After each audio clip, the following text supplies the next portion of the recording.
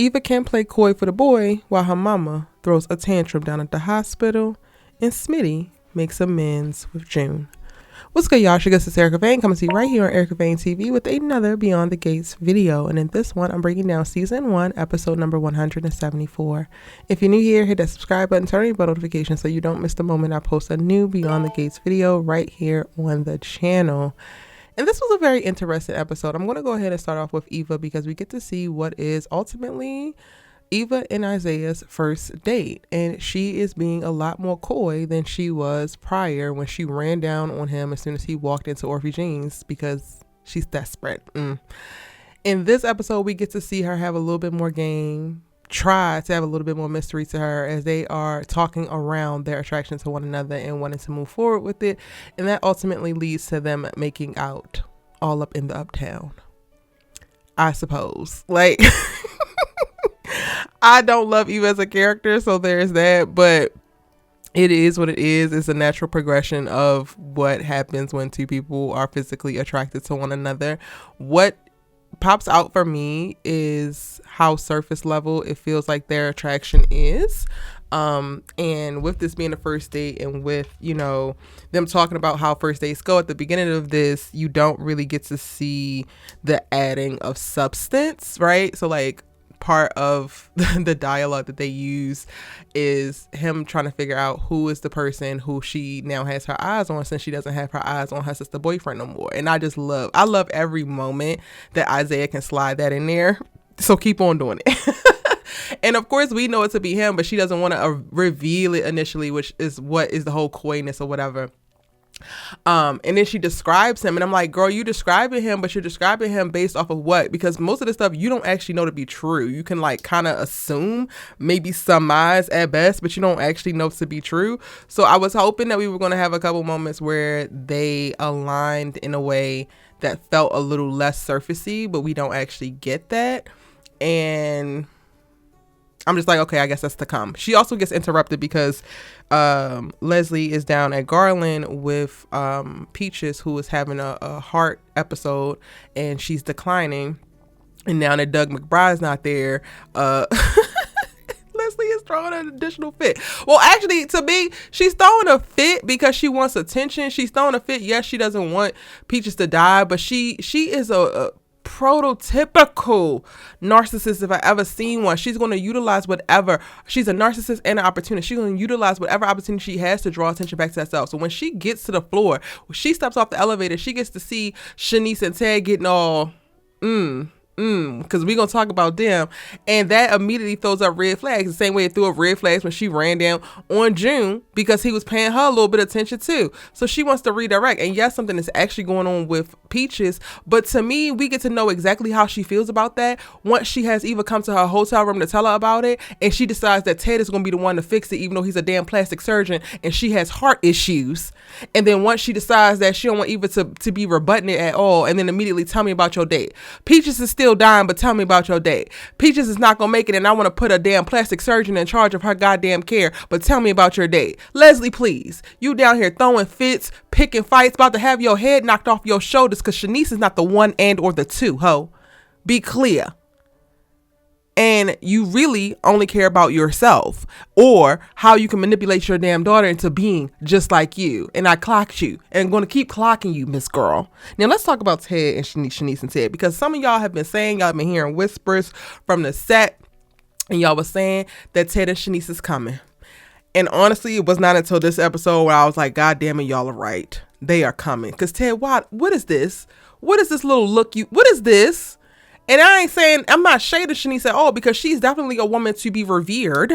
She is a woman to be adored. She's a woman to be admired. Like, face card is already yes, but body, okay, cool. But Ted, you're Ted. I am anti-Ted getting any more bad bitches, and y'all know that. But in this episode, what's convincing me is that I'm seeing Shaniece see something in this man, and it's in her eyes, and it's in how she looks at him, and I'm just like, don't do it, Miss Seeley, don't do it. But it is probably going to happen. Now, the more important part, if the whole Ted and Shaniece thing is loading, then she's automatically putting herself in the category to be an enemy of Leslie. And this episode, we get to see that she ain't scared.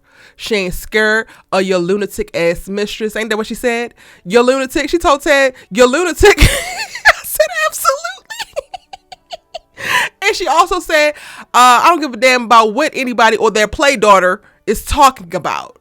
Absolutely, Shaniece. Let Leslie know that you are timing up for her and that you do not give a damn what she's running around here doing. You don't give a damn that she thinks that she's Freddy Krueger, because this ain't Nightmare on Elm Street and she could be checked, chin checked if needed. She ain't do all that, y'all, but I would love for them to introduce more violence because Leslie deserves it. She just does. She really just does, y'all. But that is happening. Ted and Shaniece is loading. Leslie's going to continue to be mad. It doesn't bother y'all, anybody, let me know in the comment section. Does it bother any of y'all that Ted is the only one who still calls Leslie Dana? I know that that's her name or part of her name, but the fact that he's the only one that still calls her that gives me still like intimate vibes. Gives me I know you vibes. And like, it's one thing for you to like want to be her friend and y'all co-parent your grown ass adult.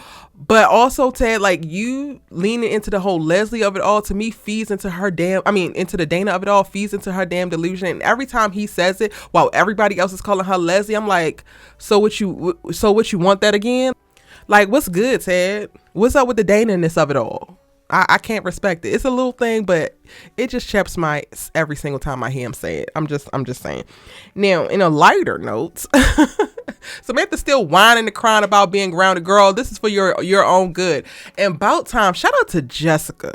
Shout out to Jessica, because Tyrell did not tell what happened to Samantha. So she's still around here whining and crying and getting on everybody's goddamn nerves. But Jessica reveals like, yo, you didn't tell her? That boy was ready to run tell that about all your cookies and bacon bits and whatnot, girl. And she's like, what? Yeah, so shut up about this goofy ass boy for God's sakes.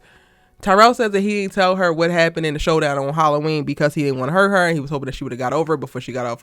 We get it, Tyrell, but also your sister's insufferable and she needs as much information as possible so she can learn and do better.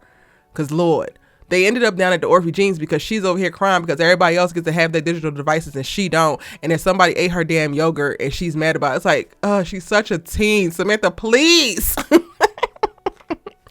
Anywho, they down at the Orphe Jeans and have a little family night, but Tyrell gets to move his little date with Jessica over there because, you know, Samantha is making sure that nobody gets left alone, or none of the teens do.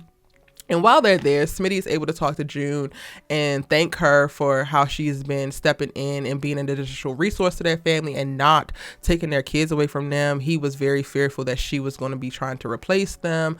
And that's why he was moving the way he was moving. But now he realizes how much of a great addition she is. And then she just affirms, like, I am only here to add to. I love you guys. I love what you have done with the kids. Like, they are your kids and you have done a phenomenal job. They are who you have, you know, raised them to be. And I loved it. It just makes for such a sentimental moment. And like, this is what I'm talking about. Like, when I'm holding the feet to the fire to the white characters, y'all, and I'm pointing out specific things as it ties to race, nobody gonna tell me nothing, because Smitty is also over here. And while he doesn't make it about race, that is a very real component to the different things. And the way that Smitty navigates these black people around him with intention, with accountability, with angst, and articulates things, that is the bare damn minimum. So when I'm talking about Vanessa being goofy, and when I'm talking about Ashley and her fetishization, I said what the hell I said, because we got characters like Smitty who doing the Lord's work here, and he's navigating very, very tough characters who are dealing with internal conflicts that are just not the easiest thing to damn navigate. That's just a little side note. Okay. Now, also the conversation happening down at the Orphe Jeans is Tyrell and Jessica. Her parents are legacy UCLA people and she needs to apply there.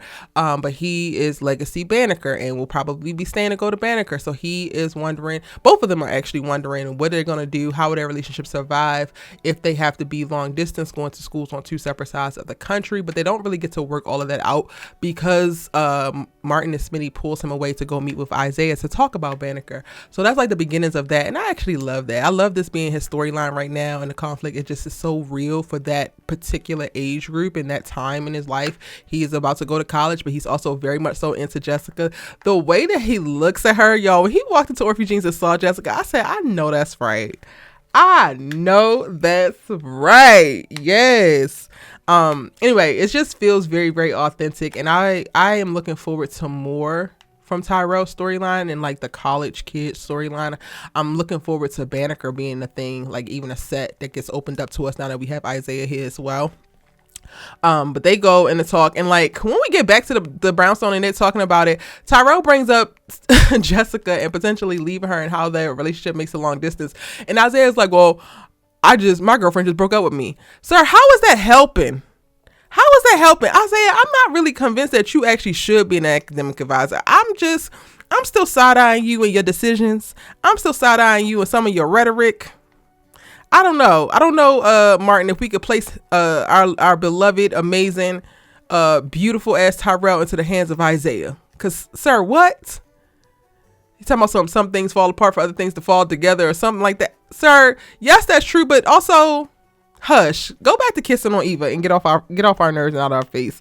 Vernon makes a appearance at the top of the episode to come and pick up some damn peach cobbler or pecan pie, whatever the hell he picking up from Orphe Jeans for him and Sharon, because they still sneaking around. And he's been doing this so much that June even clocks like, oh, y'all didn't have pie the second time this week. Y'all got a sweet tooth, don't you? Only for him to get his ass on Leslie's radar when he's down there trying to sneak at the hotel with them, and then Leslie sees him. So of course she's going to be trying to use this against Anita.